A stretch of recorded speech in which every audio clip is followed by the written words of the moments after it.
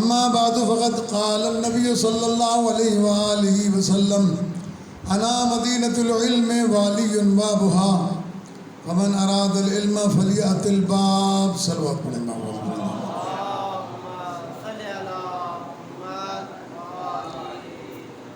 برادران عزیز، کچھ معمولی اور کچھ غیر معمولی ایسی معلومات لوگوں تک پہنچتی ہیں کہ جن کا سرے سے کوئی وجود نہیں ہوتا.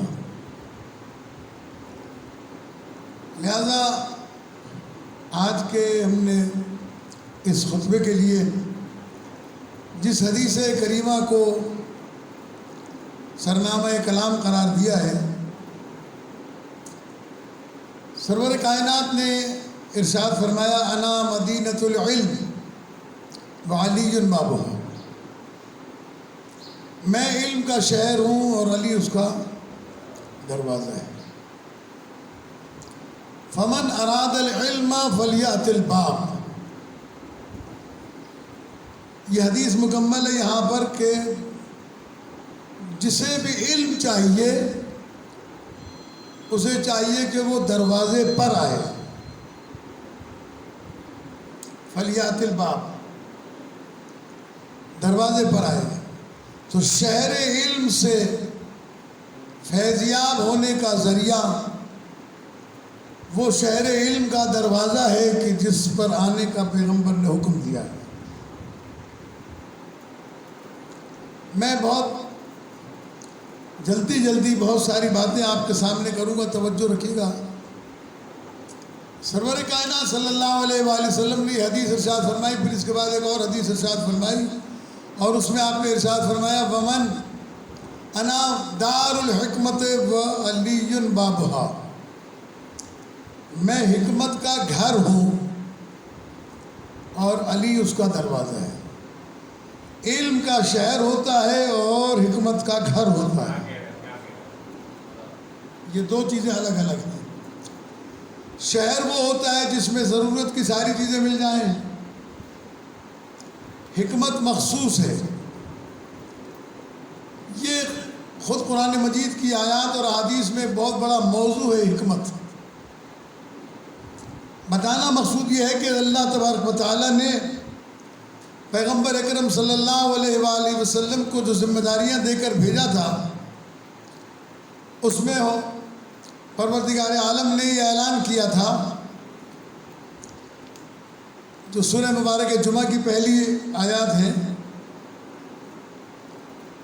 هو الذی بعث فی الامیین رسولا منہم یتلو علیہم آیاتہ ویزکیہم ویعلمہم الکتاب والحکمہ. 4 ذمہ داریاں پیغمبر اکرم صلی اللہ علیہ وآلہ وسلم کی قرآن مجید میں پروردگار عالم نے ارشاد فرمائی ہیں. پہلی ذمہ داری کیا ہے؟ یتلو علیہم آیاتہ، آیات کی تلاوت کرنے والا. ویزکیہم، اور تزکیہ نفس کو پاک کرنے والا. تیسری ہے ویعلمہم الکتاب، کتاب کی تعلیم دینے والا. والحکمہ، اور حکمت کی تعلیم دینے والا. یہ 4 ذمہ داریاں ہیں. ہم اپنے مدارس میں، مساجد میں، اسکولوں میں، کالجز میں جہاں تعلیم کا سلسلہ ہوتا ہے وہاں استاد اپائنٹمنٹ کیے جاتے ہیں، پیش نماز اپائنٹمنٹ کیے جاتے ہیں. اور ہمارے ہاں مثلاً جامع مسجد ہے، جب پیش نماز رکھا جائے گا تو شرط ہوگی کہ بھائی پنجگانہ نماز کے ساتھ جمعہ نماز بھی پڑھا سکتا ہو، سورہ جمعہ بھی یاد ہو، خطبہ دینے کی صلاحیت بھی رکھتا ہو. مدرسہ ہے، مدرسے کے درجات ہیں کتابوں کے. پہلے درجے کی کتاب پڑھانے والا استاد، سیکنڈ درجے کی کتاب پڑھانے والا استاد، آخری درجے کی کتاب پڑھانے والا استاد. ہر قسم کا استاد الگ الگ ہوتا ہے. یہاں اللہ تبارک و تعالیٰ نے جس پیغمبر کو مبعوث کیا ہے برسالت، اس کے 4 ذمہ داریاں بتائی ہیں۔ ایک ذمہ داری ہے آیات کی تلاوت کرنا، ایک ذمہ داری بتائی ہے اس کی تزکیہ نفس کرنا، ایک ذمہ داری یہ بتائی ہے کہ وہ کتاب کی تعلیم دے گا، اور ایک ذمہ داری ہے کہ حکمت کی تعلیم دے گا۔ علم اور حکمت دونوں الگ الگ چیزیں، تو یہ 4 چیزیں ہیں جو ذمہ داری ہے پیغمبر کی۔ یتلو علیہم آیات ہی، اس کی آیتوں کی تلاوت کریں۔ آیتیں کتنی؟ 10 20 50 100 نہیں، مکمل قرآن کی تلاوت کرنا ہے۔ تو مکمل قرآن کی تلاوت وہی کر سکتا ہے جس کے پاس مکمل قرآن ہوگا۔ جس کے پاس مکمل قرآن نہیں ہے وہ مکمل قرآن کی تلاوت نہیں کر سکتا۔ اور اس کے لیے بڑی آسان سی بات ہے کہ اللہ تبارک و تعالیٰ نے جب سورہ مبارکہ توبہ نازل فرمائی تو کسی نے کہا کہ یا رسول اللہ یہ مجھے دے دیجئے، میں پہنچا دیتا ہوں۔ وہ لے کے چلے تو اللہ کی طرف سے حکم آ گیا کہ یا رسول اللہ تم خود جاؤ یا وہ جائے جو تم میں سے ہو۔ تو رستے سے واپس کرا دیے گئے صاحب۔ ابھی ان کا قصور نہیں ہے، کیونکہ کتاب کی تلاوت کرنے کے لیے وہ صاحب چاہیے جو کتاب کی تلاوت کرنے کا حق ادا کر سکتا ہو۔ تو عزیزان گرامی، آنے والے نے کہا کہ یا رسول اللہ مجھے آپ نے کیوں پلٹایا؟ اللہ کے رسول نے کہا میں نے تو نہیں پلٹایا۔ کہا پھر علی کو کس نے بھیجا؟ کہا اس نے بھیجا جس نے مجھے بھیجا ہے، یہ میرے اختیار میں نہیں ہے۔ دوسری چیز ہے تزکیہ نفس کرنا، نفس کو پاک کرنا۔ دیکھیے پاک تو بہت ساری چیزیں ہوتی ہیں، لیکن ہر چیز میں پاک کرنے کی صلاحیت نہیں ہوتی ہے، خود تو پاک ہوتی ہے۔ مثلا دودھ ہے، دودھ خود پاک ہے لیکن نجاست کو پاک نہیں کر سکتا ہو، اس کے اندر یہ صلاحیت نہیں ہے، کیونکہ اگر اس میں ذرا سی بھی نجاست پڑ جائے تو چاہے ٹنوں کے حساب سے وہ نجس ہو جائے گا۔ اس کے لیے شرط یہ ہے کہ خود بھی پاک ہو اور دوسرے کو بھی پاک کرنے کی صلاحیت رکھتا ہو۔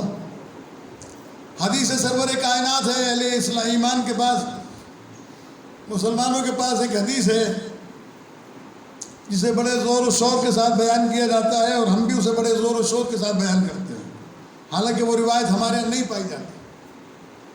ہمارے کسی سند سے بھی وہ حدیث ابھی تک میرے سامنے نہیں آئی ہے۔ وہ حدیث یہ ہے کہ میرے اصحاب دودھ کی مانند ہیں اور میرے اہل بیت پانی کی مانند ہیں۔ بڑے زور و شور سے بیان کیا جاتا ہے کہ بھئی دودھ ہے اصحاب اور آل ہے پانی۔ پانی ہوتا ہے عام، دودھ ہوتا ہے خاص۔ پانی ملتا ہے 5 روپے لیٹر، دودھ ملتا ہے 100 روپے لیٹر، تو بڑا فخر ہے۔ لیکن عزیزان گرامی، فرمان کو سمجھنے کے لیے بھی صلاحیت چاہیے ہوتی ہے۔ تو پیغمبر نے فرمایا میرے اصحاب دودھ کی مانند ہیں، تو دودھ خود پاک ہے، دوسرے کو پاک کرنے کی صلاحیت نہیں رکھتا، لیکن پانی خود بھی پاک ہے اور دوسرے کو بھی پاک کرنے کی صلاحیت رکھتا ہے۔ اس لیے ہدایت کا منصب اہل بیت کے پاس رہے گا، ان کے پاس نہیں رہے گا جو خود پاک ہو دوسروں کو پاک کرنے کی صلاحیت نہ رکھتے ہو۔ یہ دوسری چیز ہے، دوسرا رشتہ ہے کہ اللہ تبارک و تعالیٰ نے رکھا یزکیہم، تزکیہ نفس کرنے والا، نفسوں کو پاک کرنے والا ہے رسول۔ اور یہاں ایک بات اور بھی واضح کر دوں کہ پانی کتنا ہی پاک کیوں نہ ہو اور کتنا ہی پاک کرنے والا کیوں نہ ہو، چاہے وہ دریا ہی کیوں نہ ہو، چاہے وہ سمندر ہی کیوں نہ ہو، پاک پانی اس چیز کو کرے گا جس میں پاک ہونے کی صلاحیت موجود ہوگی۔ اگر پاک ہونے کی صلاحیت موجود نہیں ہے تو پاک نہیں کر سکتا۔ پھر یہ نہ کہنا کہ جناب 1000 کتے پانی میں اترے تھے لیکن سارے نجس ہو کے نکلے، ایک بھی پاک ہو کے نہیں نکلا، تو اس میں پانی کا قصور نہیں ہے، اس میں کتے کا قصور ہے کہ اس میں پاک ہونے کی صلاحیت نہیں ہے۔ تو پیغمبر کو پاک کرنے کے لیے تو بھیجا، لیکن پیغمبر پاک انہی کو کر سکتا ہے کہ جن کے اندر پاک ہونے کی صلاحیت ہوگی۔ جس کے اندر پاک ہونے کی صلاحیت نہیں ہے وہ پاک نہیں ہو سکتا۔ یہ دونوں شرط میں نے آپ کو طہارت کی شرط بتائی ہے۔ طہارت کے لیے وہ جو چیز ایک ہے عین نجس، عین نجاست جو ہے وہ جب تک نجاست دور نہ ہو جائے اس وقت تک پاک نہیں ہوتا۔ پانی پاک کرتا ہے، مثلا آپ کے کپڑوں کو خون لگ جائے، خون لگنے کے بعد اب آپ اسے پاک کرنا چاہتے ہیں تو پہلے تو یہ نجاست دور کریں، اس کے بعد میں پھر یہ کپڑا پاک ہوگا۔ لیکن اگر آپ کے کپڑوں کو خون لگا رہے تو آپ پاک کرتے رہیں، پاک نہیں ہوگا۔ خون کا دھبا رہ جانا اور چیز ہے، نجاست کا دھبا رہ گیا یہ اور چیز ہے، لیکن اصل نجاست کو دور ہو جانا چاہیے۔ لہذا یزکیہم یہ دوسری ذمہ داری ہے۔ وَيُعَلِّمُهُمُ الْكِتَابِ وہ معلم کتاب بھی ہو اور وہ معلم حکمت بھی ہو۔ یہ دونوں چیزیں الگ الگ ہیں، معلم الکتاب اور معلم حکمت، یہ دونوں الگ الگ چیزیں ہیں۔ عزیزان گرامی، جب یہ 4 منصب لے کے پیغمبر کا اعلان کیا گیا کہ یہ نبی جو بھیجا گیا ہے اس کی یہ 4 ذمہ داریاں ہیں: کتاب کی تعلیم دینا، تزکیہ نفس کرنا اور آیات کی تلاوت کرنا، حکمت کی تعلیم دینا۔ تو بس اب بات بالکل کلیئر ہے اور بالکل واضح ہے کہ جب یہ رسول جائے گا تو اس کی جگہ پر نہ عمر دیکھی جائے گی، نہ قبیلہ دیکھا جائے گا، نہ قوم دیکھی جائے گی، نہ رشتہ داریاں دیکھی جائیں گی۔ دیکھا یہ جائے گا کہ ان 4 منصب کو پورا کون کر سکتا ہے۔ آیات کی تلاوت کرنے کا حق کس کے پاس ہے؟ یزکیہم تزکیہ نفس کرنے کا حق کس کے پاس ہے؟ کتاب کا ہے، علم دینے والی کس کے پاس ہے؟ تو پیغمبر نے اپنے 4 منصب علی علیہ السلام کو دے دیے کہ یا علی لا یعرف المؤمنون بعدی الا منک، میرے بعد اگر مومن پہچانے جائیں گے تو تیرے نام سے پہچانے جائیں گے۔ علی علیہ السلام نے فرمایا کہ مجھ سے پوچھو قرآن، میں بتاؤں گا تمہیں کہ کون سی آیت دن میں نازل ہوئی، کون سی رات میں نازل ہوئی، کون سی پہاڑوں پر نازل ہوئی، کون سی مسطح زمین پر نازل ہوئی، کون سی عالم جنگ میں نازل ہوئی، کون سی آیت مسجد میں نازل ہوئی، کون سی گھر میں نازل ہوئی، کون سی حالت نماز میں نازل ہوئی، کون سی آیت آسمانوں پر نازل ہوئی، میں بتاؤں گا تمہیں۔ یہ دعویٰ علی علیہ السلام کے علاوہ کسی اور کا دکھا دے، میں اس کے ہاتھ پہ ایمان قبول کر لوں گا۔ پیغمبر اکرم صلی اللہ علیہ وآلہ وسلم نے فرمایا علی علیہ السلام کے لیے کہ علم کا گھر میں ہوں، علم کا شہر میں ہوں، علی اس کا دروازہ ہے، حکمت کا گھر میں ہوں، علی اس کا دروازہ ہے۔ اور ومن اراد العلم فلیات الباب، اور یہ شرط بھی پیغمبر نے لگا دی کہ جسے بھی علم چاہیے ہے، جسے بھی حکمت چاہیے ہے، اسے چاہیے کہ وہ دروازے پر آئے، دروازے پر آئے بغیر نہیں ملے گا۔ لہذا یہاں لڑائی جھگڑے کی ضرورت ہی نہیں ہے۔ ہم سے کہا جاتا ہے کہ بھئی آپ اصحاب کو کیوں نہیں مانتے؟ تو ہم اصحاب کو اصحاب مانتے ہیں۔ یہ کس نے کہا کہ شیعہ صحابہ کو نہیں مانتے؟ ہم صحابی کو صحابی مانتے ہیں، جس کا جو درجہ ہے اس کو وہ مانتے ہیں، ازواج کو ازواج مانتے ہیں، آل کو آل مانتے ہیں، نبی کو نبی مانتے ہیں، امام کو امام مانتے ہیں، غلام کو غلام مانتے ہیں، آقا کو آقا مانتے ہیں۔ ہم ایک دوسرے کے حق پہ تجاوز نہیں کرتے۔ یہ ہماری خطا، یہ ہمارا قصور ہے۔ یہ جو ہم پر الزام لگایا جاتا ہے کہ جی یہ صحابہ کی توہین کرتے ہیں، ہم سے زیادہ صحابہ کی عزت کرنے والا کون ملے گا؟ اس لیے کہ ہمارے تو چوتھے امام نے اتنی قید و بند کی صعوبتیں اور یہ مصیبتیں برداشت کرنے کے باوجود بھی صحیفہ سجادیہ میں باقاعدہ ایک دعا تعلیم کی ہے، جو دعا صرف صحابہ کے لیے ہے، پڑھیں۔ اور میں نے اکثر کو اس طرح کہا ہے اپنے شیعہ دوستوں سے کہ اللہ تبارک و تعالیٰ نے آپ کو صلاحیت دی ہے، امام علیہ السلام کی یہ صحابہ کرام والی دعا فوٹو کاپی کرائیں اور اس کو اپنے سنی بھائیوں کو دیں، یہ بتائیں کہ ملا تمہیں جھوٹ بتاتا ہے، صحابہ کو تو ہم مانتے ہیں، یہ دیکھیں صحابہ کرام کے لیے ہمارے پاس جیسی دعا موجود ہے ایسی دعا تمہارے پاس ہے صحابہ کرام کے لیے، ہمارے پاس موجود ہے دعا، اور ایسی پاکیزہ دعا ہے کہ ساری دنیا تلاش کر کے لائیں، اتنی فصاحت و بلاغت کے ساتھ صحابہ کرام کی تعریف آپ کو کہیں ملے گی نہیں جتنی تعریف ہمارے ائمہ نے بتائی ہے ہمیں۔ نبی کے دوست ہیں، نبی کے جانثار ہیں، نبی کی خاطر انہوں نے بیویاں چھوڑی، گھر چھوڑے، علاقہ چھوڑا، خاندان چھوڑا، مصیبتیں برداشت کی، شہادتیں حاصل کی۔ کس نے کہا کہ شیعہ صحابہ کو نہیں مانتا؟ یہ صرف مسلمانوں کو لڑانے کے لیے، قتل و غارت گری کے لیے، یہ یہود و نصارہ کو سپورٹ کرنے کے لیے اس قسم کے اعلانات کیے جاتے کہ شیعہ صحابہ کو نہیں مانتے، شیعہ صحابہ کو نہیں مانتے، شیعہ ازواج کو نہیں مانتے۔ بھائی تو کیا نہیں مانتے؟ قرآن نے کہہ دیا کہ ازواجہ امہاتکم، اس نبی کی بیویاں تمہاری مائیں ہیں، تو اب ہم اگر نہیں مانیں گے تو قرآن مجید سے انکار کرنا پڑے گا نا۔ نبی کی بیویاں مومنین کی مائیں ہیں، قرآن مجید نے کہا ہے، اور اللہ کے حکم کی خلاف ورزی کرنے والا مومن نہیں ہو سکتا، قرآن کی آیت کا انکار کرنے والا مومن نہیں ہو سکتا۔ اب ان کے جو معاملات ہیں اللہ جانے وہ جانے، اس میں ہم مداخلت نہیں کر سکتے۔ ان کے لیے جو شرائط ہیں، ان کی جو کنڈیشنز ہیں، وہ ہم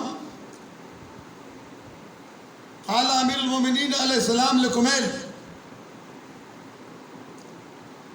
ہمارے امام جس کو ہم پہلا امام مانتے ہیں، اپنا بعد رسول اپنا ہادی اور رہبر مانتے ہیں، اس نے جناب کمیل سے وصیت کرتے ہوئے میرے امام نے فرمایا، یا کمیل اگر مومن بن کے زندہ رہنا چاہتے ہو اور میری ولایت کے پرچم کے نیچے رہنا چاہتے ہو تو پھر ایک بات یاد رکھو، لا تاخذ الا عنا تکن منا، اگر تم ہمارے بن کے رہنا چاہتے ہو تو پھر ہمارے غیر سے کچھ نہیں لینا، جو لینا ہم سے لینا، پھر تم ہمارے نہیں رہو گے، ہم میں سے ہو جاؤ گے۔ یہ ہماری اب آج بعض کی بولیاں بولنے والے ہیں، سے لوگ کہتے ہیں کہ جناب میں یہ کہتا ہوں، میں یہ سمجھتا ہوں، بقول مولانا مرزا محمد اطہر علی اللہ مقامہ کہ پڑھی تو ڈھنگ سے تحفۃ العوام بھی نہیں ہے، اور یہ کہتے ہیں میں یہ سمجھتا ہوں۔ کسی جاہل کو یہ حق نہیں ہے، کسی کو یہ حق حاصل نہیں ہے کہ وہ یہ کہے کہ میں یہ سمجھتا ہوں۔ مولا نے پابند کیا کہ اگر ہمارا بن کے رہنا چاہتے ہو تو پھر ہماری بات مانو، پھر تم کسی کی نہیں ماننا۔ علی علیہ السلام کو کیا ماننا ہے یہ آپ نہیں بتائیں گے کہ کیا ماننا ہے، قرآن بتائے گا کہ کیا ماننا ہے، رسول بتائیں گے کہ کیا ماننا ہے، خود علی علیہ السلام بتائیں گے کہ کیا ماننا ہے۔ کسی نے آگے کہا ہوگا تو مولا کو کہنا پڑا، کسی نے آگے علی علیہ السلام سے کہا کہ ہم آپ کو اپنا رب مانتے ہیں۔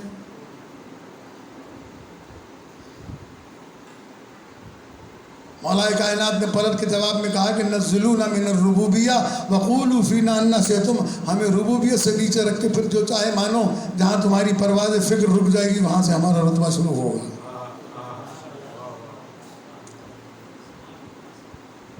تم رب تو جب بناؤ نا، جب تم پہلے علی کو سمجھ تو لو، تو علی بننے کے لیے نہیں آیا، علی بنایا آیا ہے، تم نے بنے بنائے کو ماننا ہے۔ صلوات بھیجے بابا سے بولے محمد و آل محمد۔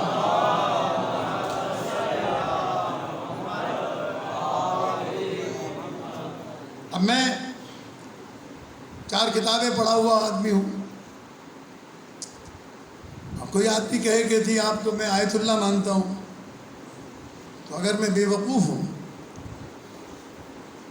میں کہہ دوں گا کہ ہاں بھی تم اچھا مانتے ہو، لیکن جب میں جانتا ہوں کہ میں نہیں ہوں اتنا پڑھا لکھا کہ آیت اللہ کہلا سکوں، تو میں روک دوں گا کہ مجھے وہ نہ کہو جو میں نہیں ہوں. میں ایک عام سا عالم ہوں, میرے پاس یہ نہیں ہے کہ مجھے آیت اللہ کہا جائے. حالانکہ قرآن مجید کی آیت سے دلیل پیش کر سکتا ہوں کہ میں آیت اللہ ہوں. ہر اللہ کی مخلوق آیت اللہ, تھا کہ چیونٹی بھی آیت اللہ ہے.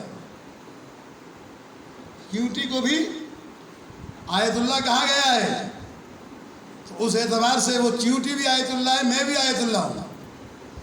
لیکن اس امام ابا قبا کے ساتھ میں اس منصب کے اوپر جو منصبی عہدہ ہے اس کے اوپر میں آیت اللہ نہیں ہوں. میں فتویٰ دینے کا حق نہیں رکھتا.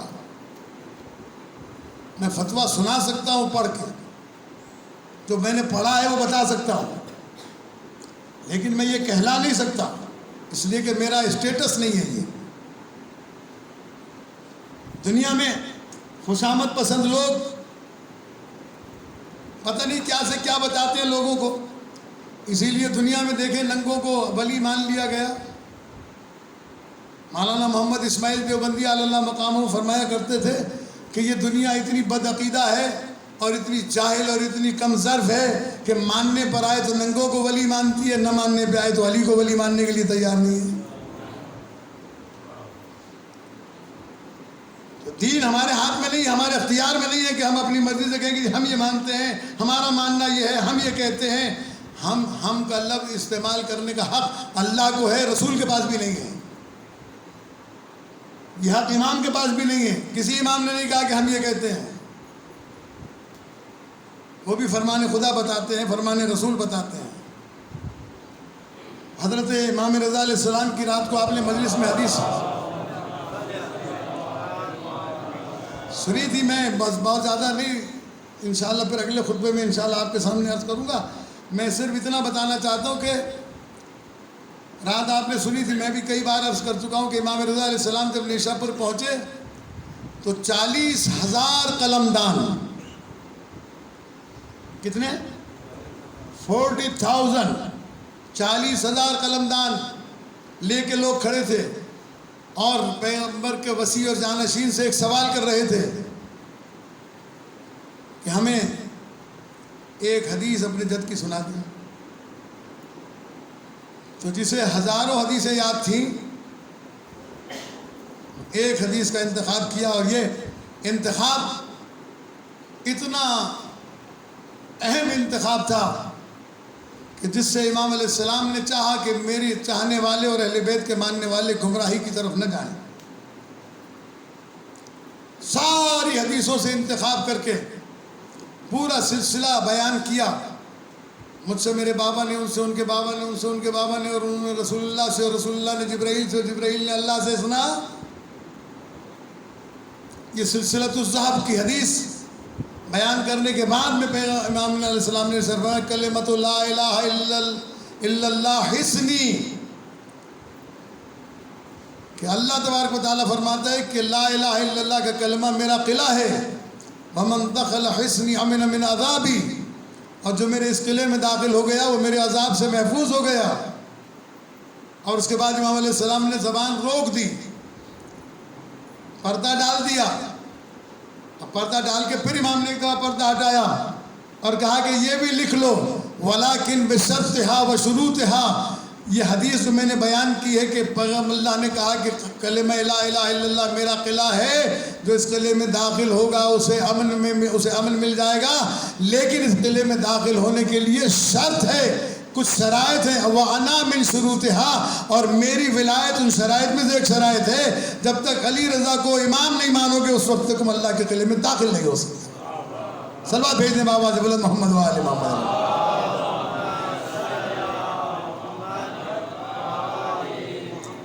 یہاں ہر کس و ناکس چوراہے پہ 4 کرسیاں ڈال کے بیٹھ جاتا ہے اور پھر فتوے جاری کرتا ہے کہ میں یہ سمجھتا ہوں, میں یہ سمجھتا ہوں, میں یہ سمجھتا ہوں, اور سینکڑوں جاہل اس کے جھانسے میں آ کے پھنس جاتے ہیں. اس لیے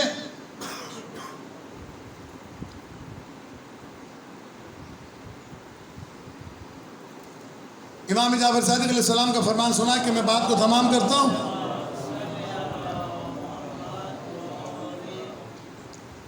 امام صادق علیہ السلام مجمع میں اپنے صحابہ میں اپنے دوستوں میں کھڑے ہوئے تھے اور فرماتے ہیں کل علم لم یخرج، ہر علم نہیں نکلتا، ہرگز نہیں نکلتا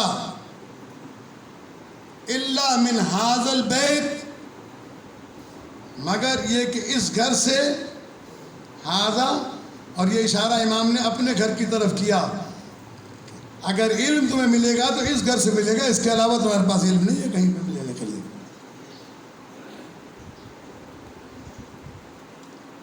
تو جہاں امام جعفر صادق علیہ السلام نے فرمایا وہی بات پیغمبر اکرم صلی اللہ علیہ وآلہ وسلم نے ارشاد فرمائی۔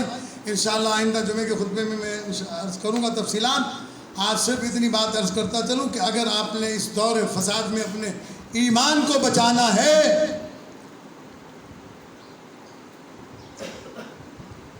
فٹ پاتھ پہ بیٹھے ہوئے لوگوں سے دین نہ پوچھیں،